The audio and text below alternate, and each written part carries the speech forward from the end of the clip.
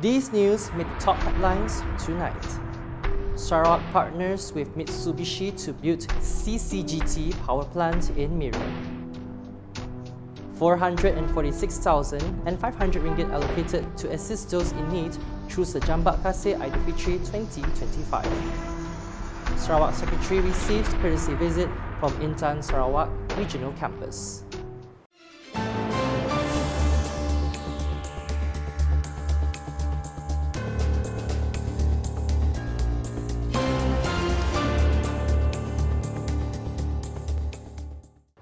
Good evening. Sarawak continues to make strides as a regional leader in green energy through a strategic partnership with Mitsubishi Heavy Industries MHI with the construction of a combined cycle gas turbine CCGT power plant in Miri, which is scheduled to commence operations by the end of December 2027. MHI head of GTCC business Takuya Murase said this power plant is not just another energy project but the beginning of a close collaboration between Sarawak and MHI in hydrogen technology.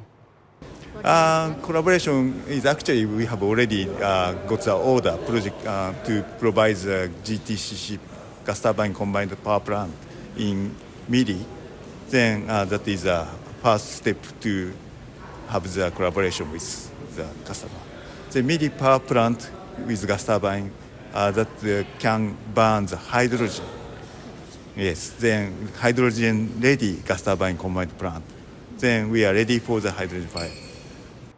He told reporters after leading a courtesy call on Sarawak Premier Datuk Patinggi Tan Sri Dr. Abang Abdul Rahman Zohari Tun Datuk Abang Openg at Wisma Bapak Malaysia on Tuesday. Takuya revealed that the gas turbine production process for the power plant will begin in 2026, with deliveries to Sarawak expected around mid-year before commercial operations of the plant begin at the end of 2027. Meanwhile, commenting on his first visit to Sarawak, he expressed admiration for the state's rapid development. Tomorrow I will visit Miri, then I'd like to explain about such kind of things to Premier.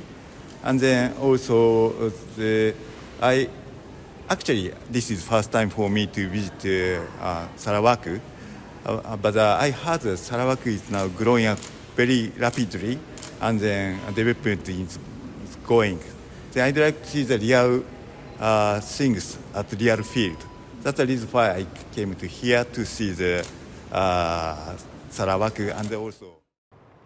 Sarawak Premier Datuk Patinggi Tan Sri Dr. Abang Abdul Rahman Zohari Tun Datuk Abang Openg continued his activities in the month of Ramadan by attending the breaking of fast and Maghrib, Ishaq and Tarawih prayers with leaders and the community program held at the Sarawak Legislative Assembly complex on Monday. The program, attended by more than 500 people, began with iftar, followed by Maghrib prayers before the guests enjoyed dinner. Also present were Sarawak Deputy Premiers Datuk Amar Douglas Uga Embas and Datuk Amar Professor Dr. Sim Kui Hen, Speaker of the Sarawak Legislative Assembly, Tan Sri Datuk Amar Muhammad Asfia Awang Nasar, Ministers Sarawak Secretary Datuk Amar Muhammad Abu Bakar Marzuki, Deputy Ministers, Heads of Departments and Community Leaders. Meanwhile, the Ishaq and Tarawih prayers were led by the Grand Imam of Sarawak, Datuk Mustafa Kamal, at the Surah of the Sarawak Legislative Assembly. Aside from strengthening relationships between leaders and the community, this program also served as a platform to strengthen unity between Muslim and non-Muslim leaders in celebrating the month of Ramadan. Some 158 recipients attended the Sejambak Kasih Aidilfitri 2025 program, which was held at Mashma Mall in Kuching on Tuesday. Each individual received 100 ringgit in cash and a food hamper worth 80 ringgit, reflecting the government's commitment to assisting the less fortunate in preparation for Hari Raya Aidilfitri. Speaking at the program, Sarawak Minister for Women, Early Childhood and Community Wellbeing Development, Dr. Sri Fatimah Abdullah, said for recipients who could not attend, the 100 ringgit cash assistance would be credited directly into their accounts. Untuk tahun ini seramai 4,465 orang klien kebajikan kita yang merayakan Hari Raya akan menerima wang ekstra iaitu RM100 selain daripada apa yang diterima bulanan. Kalau skim warga emas tahun dulu 500 untuk dah meningkat jadi RM600. Alhamdulillah. Memang adalah di antara warga emas ada YBC cukup 500. Okey, ditambah oleh kerajaan 600. Mudah-mudahan kalau rezeki bagus kita tahu macam ni lah.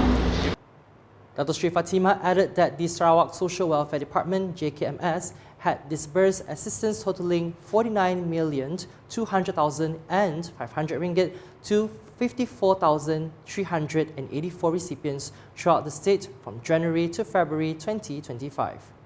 She said this assistance is part of the state government's ongoing efforts to improve the quality of life for the less fortunate.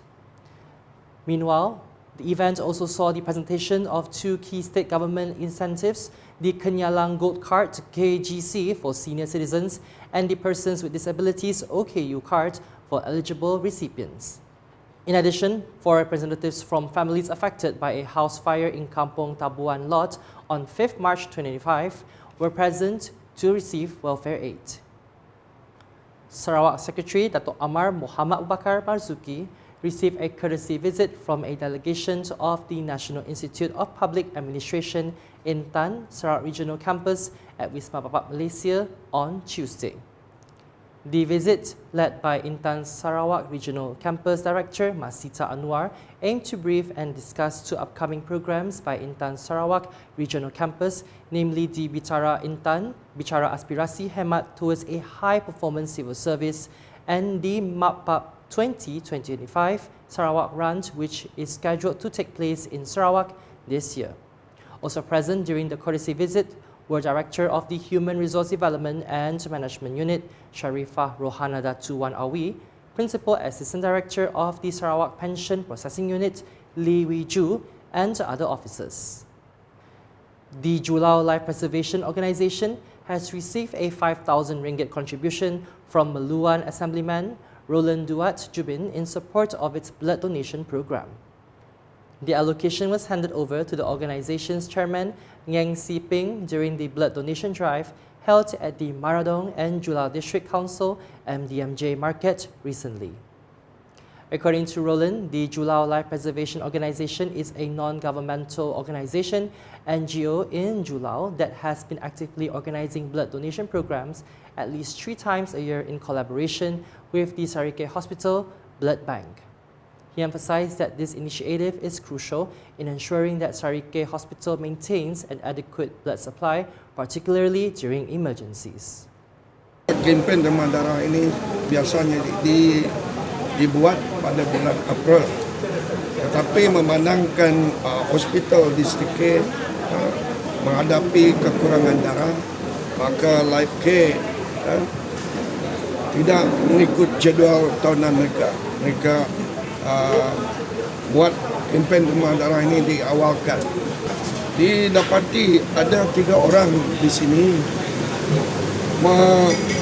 mempunyai rokok darah rokok. Ini aman permana bagi semua pesakit yang memerlukan darah. And that's the English edition with me, Philip Yeoh. More news can be found in our official portal, ukas.sarawak.gov.my, and social media platforms including Facebook and YouTube. Wrapping up the bulletin with highlights from the Iftar, Maghrib, Ishaq and Tarawih congregational prayers with leaders and the community held at the Sarawak Legislative Assembly Complex on Monday. #Saluran Informasi Rakyat. Have a good night.